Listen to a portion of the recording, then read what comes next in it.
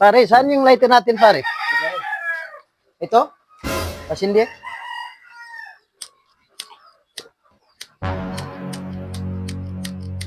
Putang ina naman yung lighter ni pare. Nag-inuman tayo. Ang ino-inom niya, beer. Tapos ngayon, wala kayong lighter pang sindi dyan. Grabe naman kayo. Yan doon. Buhay niyo. Nakikisindi ka lang, nagkapapagalit-galit ka. Patay tayo dyan sa'yo. Nag-inuman tayo. Tapos, ngayon, pinapapunta niyo ako dyan. Tapos ngayon, walang lighter dyan na pang sindi. Ngayon pa, gamer. Okay? Ganun lang yun. Luto, pulutan dot. Pulutan? Gawin tayo sa sunod na laban. Ano pa naman yung Parang kanina pa pabalik ka pare ah. Papapansin na nga ako sa inyo, hindi nyo makalalok, nagiinom pala kayo dyan.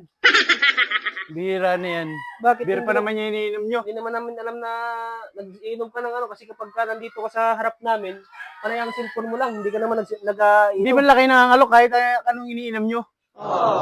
Kanina pa ako papapansin sa inyo eh. Anong gagawin mo? Hindi ka pumunta na lamang dito. Alam nga namang alokin ka pa namin.